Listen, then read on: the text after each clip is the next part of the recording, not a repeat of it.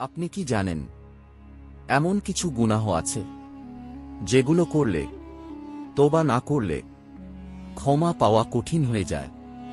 এটা কোনো সাধারণ কথা না, এটা এমন এক সত্য যা জানলে আপনার হৃদয় কেঁপে উঠবে।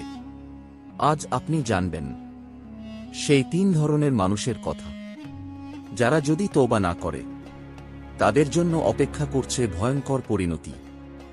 একজন মানুষ ছিল, নাম তার রহিম। সে নামাজ পড়ত, রোজা রাখত, মানুষ তাকে ভালো মানুষ বলেই চিনত।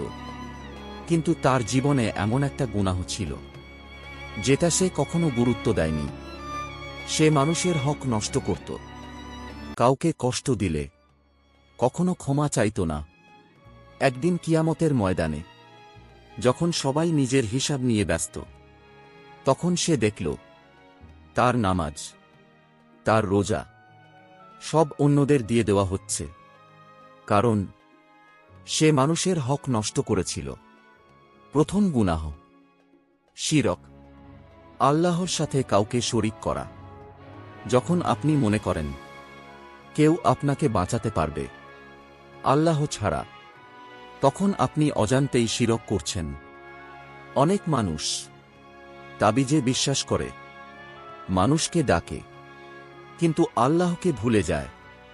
মনে রাখবেন, আল্লাহ কাউকে তার সাথে ভাগ করেন না। দ্বিতীয় গুনাহ অহংকার।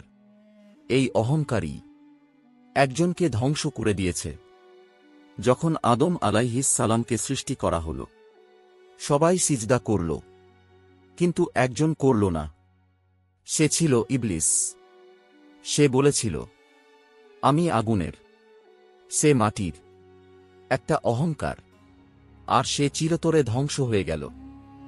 আজ আমরা কত সহজেই অহংকার করি। টাকা আছে তাই বড় ভাবি, সৌন্দর্য আছে তাই অন্যকে ছোট করি, এমনকি ধর্ম নিয়েও অহংকার করি। মনে রাখুন, হৃদয়ে সামান্য অহংকার থাকলেও জান্নাত পাওয়া কঠিন হয়ে যায়। তৃতীয় গুনাহ মানুষের হক। এই গুনাহ সবচেয়ে ভয়ঙ্কর, কারণ যতক্ষণ না সেই মানুষ আপনাকে ক্ষমা করে, ততক্ষণ এই গুনাহ মাফ হয় না। কারো টাকা খেয়েছেন, কারো সম্মান নষ্ট করেছেন, কারো পেছনে কথা বলেছেন, সব হিসাব দিতে হবে। ভাবুন, আপনার সব আমল অন্য মানুষ নিয়ে যাচ্ছে, আর আপনি খালি হাতে দাঁড়িয়ে আছেন। কিন্তু হতাশ হবেন না, আল্লাহর দরজা এখনো খোলা। আপনি যদি আজই তওবা করেন, সব গুনাহ মাফ হতে পারে। আজ আপনি জানলেন সেই 3 গুনাহ সম্পর্কে। এখন সিদ্ধান্ত আপনার। আপনি কি বদলাবেন, নাকি একই ভুল করতে থাকবেন? এই ভিডিওটা শেয়ার করুন, হয়তো আপনার মাধ্যমেই কারো জীবন বদলে যাবে।